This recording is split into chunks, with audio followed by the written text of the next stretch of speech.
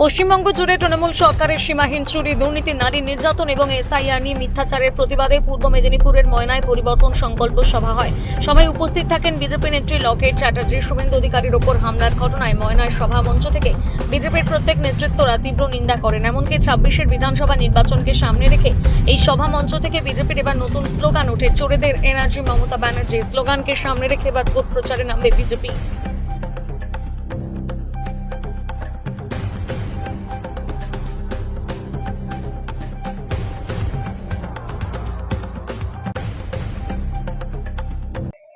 কালকে এই মেদিনীপুরের বুকে চন্দ্রকোনাতে আমাদের সকলের প্রিয়, আপনাদের সকলের প্রিয় শুভেন্দু অধিকারী মহাশয়কে কিভাবে আক্রমণ করা হয়েছে সকলে আমরা দেখেছি। কাল যখন রাত্রিবেলা সবাই শীতের মধ্যে আমরা ঠান্ডার ঘরে, আজকে সেই সময় তৃণমূলীরা আক্রমণ করেছে এবং চন্দ্রকোনা থানায় আজকে শুভেন্দু অধিকারী মহাশয় কালকে গিয়েছিলেন এবং তারা এফআইআর নেয়নি।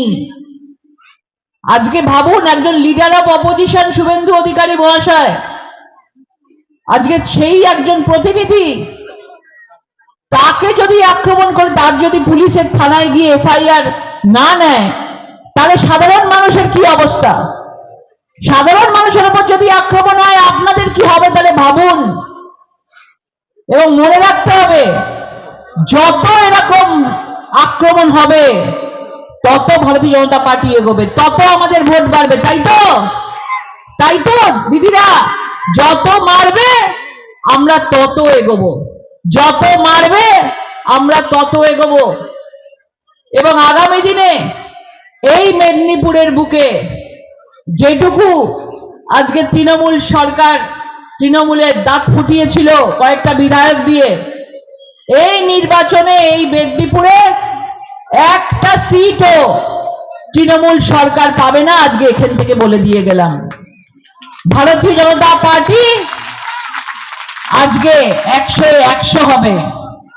এবং আগামী দিনে আমরা 3 থেকে 77 হয়েছি এবং এখন এই 2026-এ আমরা 77 থেকে ভারতীয় জনতা পার্টি আজকে সরকার গঠন করবে, সেই দিকে এগোচ্ছে। কারণ মানুষ চায় এই তৃণমূল সরকার হটে যাক, মানুষ চায় যে এই ফাইল চোর সরকার হটে যাক। মানুষ আর সহ্য করতে পারছে না, অনেক হয়েছে, এবার রেহাই দিন। অনেক হয়েছে, এবার রেহাই দিন। রিসেন্টলি আমরা দেখেছি অত্যন্ত নক্কারজনক, এরা মানুষের প্রতি বিশ্বাস হারিয়ে ফেলেছে, এরা ভয় পাচ্ছে, সেই জন্য এরা আক্রমণের দিকে গেছে। প্রতিবার যেটা করে, নৃশংসভাবে সন্ত্রাসের পথ বেছে নিয়েছে তৃণমূল সরকার।